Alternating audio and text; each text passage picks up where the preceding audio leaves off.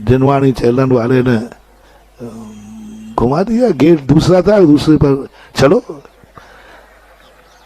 कल तक तो मैंने कहा भाई देखो जाने आने से मतलब नहीं, मैंने देख लिया, लेकिन अंदर जाके देखा तो कुछ और वर्णाएं थी, कुछ और संस्कार थे, कुछ और संदेशा मिल रहे थे। कब्रों को देखकर संदेशा लिया,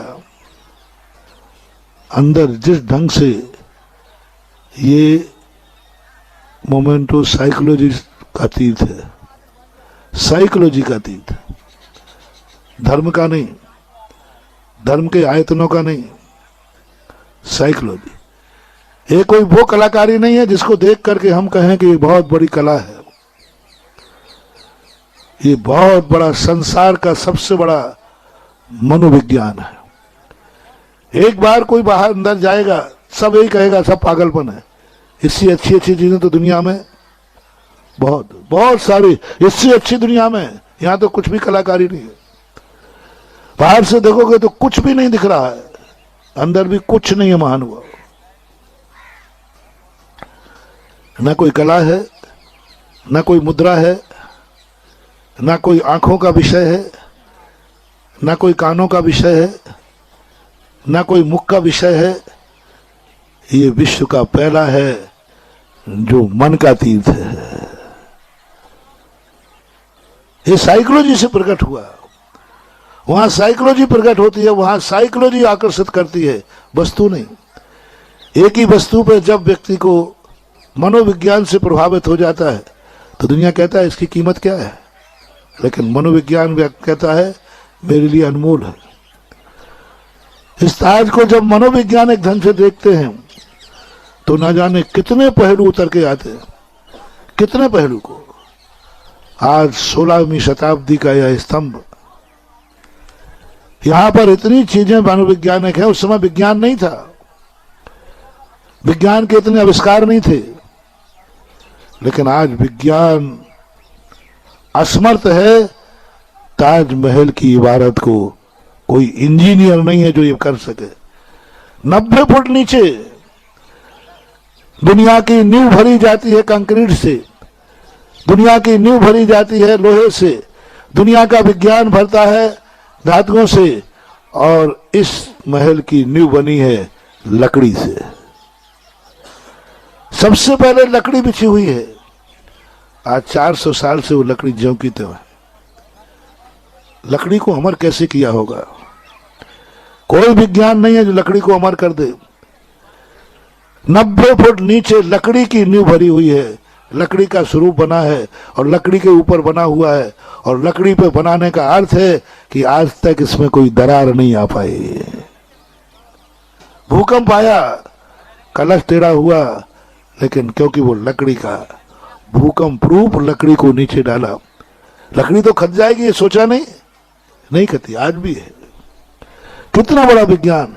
और जितने दूर से देखोगे हर वस्तु दूर से दिखकर छोटी दिखती है, और इस ताजमहल जितने पास देखोगे छोटा दिखता है, जितना दूर से देखो बड़ा दिखता है,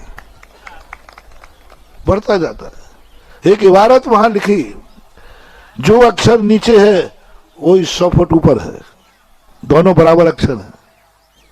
100 फुट ऊंचे अक्षर एक सा कैसे हो सकता है? वो तो छोटा होगा। लेकिन नीचे का वही अक्षर बना और वही 100 फुट ऊपर देखा, एक समान है। कौन सा दिमाग होगा? एक कोई मनोविज्ञान शक्ति है जो इस बात को पकड़ पाती। मैंने पूरे अक्षरों को देखा, मन से नापा, जितना बड़ा है 100 फुट ऊंचा उतना ही। आज तक मैंने दुनिया के ऐसा कोई मशीन नहीं देखी जो नीचे और ऊपर एक समान अक्षरों को सेट कर दे। इबारत लिखी हुई है एक समान के रूप में, एक रूप में। सबसे बड़ा मनोविज्ञान वहां दिखा, प्रकृति का मनोविज्ञान। वो मुमताज की मम्मी का स्थान था। ताजमहल में प्रवेश करते ही एक बगिया बनी है। बगिया का हर फूल नीचे की तरफ है, जो ये कह रहा है इसके मरने का मुझे भी शौक है। क्या कलाकारी उसमें बनाई। फूल सूरजमुखी फूल नीचे मुख किए है। सारे फूल ऊपर को यूं खिलते हैं, लेकिन उसके फूल नीचे की तरफ आए। कलाकार की क्या दृष्टि थी कि ये शोक का स्थान है। जितनी पत्तियां थी जो दरवाजे पर है, जो वहां बनी, एक पत्ती खिली हुई नहीं। मार्बल के ऊपर सूखी पत्ती बनाना कठिन है। मार्बल में सूखी और गीली पत्ती बनाओ, कैसे बनाओगे? हरी और सूखी। अब ऐसे में तो अपन देख लेंगे भाई ये हरी है, और ये मार्बल के अंदर सूखी पत्ता और हरा पत्ता बनाना है।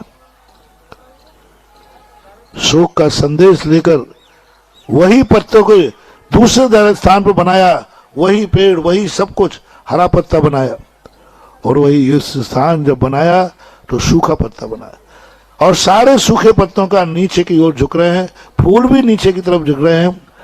अब ये मनोविज्ञान वाला व्यक्ति पकड़ लेगा, मनोविज्ञान वाला व्यक्ति समझ लेगा कि फूल ने नीचे की तरफ मुख क्यों किया, क्योंकि ये राष्ट्र की माता ने, उस समय राष्ट्र माता मानी जाती होगी, उसका मरण हुआ। जैसे आपका झंडा झुका दिया जाता है कोई मरने पर, ऐसे वहां फूलों को झुका करके दिखा दिया, पत्तों को सुखा के दिखा दिया कला के ऊपर। ये जो मनोवैज्ञानिक दृष्टिकोण है, तब मैंने समझा इतनी पब्लिक आती क्यों, कौन खींच रहा है? कोई इबारत नहीं, कोई ऐसा भी नहीं है कि जो कोई आस्था का केंद्र हो। उनके लिए भी, मुसलमानों के लिए भी आस्था के केंद्र होते हैं। ख्वाजा अजमेर का आस्था का केंद्र है, वो भी आस्था रखते हैं। लेकिन यहां इतनी बड़ी आस्था ना होकर के भी सवेरे 6 बजे मैंने सोचा मेरे अलावा कौन जाएगा ऐसी ठंड में, कौन मिलेगा वहां। जब मैं अंदर गया, कम से कम 10,000 लोग अंदर घूम रहे थे, लाइन लगी थी। हमें तो सेकंड रास्ते से ले गए, पहले रास्ते से तो मैं अभी तक लाइन में लगा होता। और वहां रास्ते से लेकर के मैंने कहा क्यों, क्या देखने आ रहे हैं, यहाँ क्या है? तब मैंने जब एक एक चीज को बारीकी से देखा, और देखने के बाद मैंने कहा यह है विश्व का सबसे बड़ा मनोवैज्ञानिक तीर्थ, जिसमें एक एक व्यक्ति को, यदि भीड़ ज्यादा नहीं होती तो मैं शायद अभी वहीं होता। और एक एक चीज को मैं परख रहा था, एक एक चीज की कला को मैं देख रहा था कि ये किस कला से बनाने का प्रयास किया, और यहां मनोविज्ञान क्या है।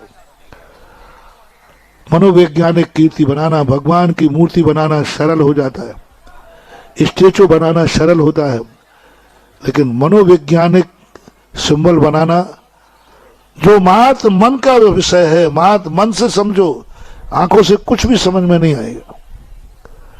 तो जब मनोवैज्ञानिक दृष्टि बनती है, तो वह दृष्टि से हम बहुत छोटी सी वस्तु को बहुत ऊंची उठा सकते हैं, बहुत निकृष्ट वस्तु को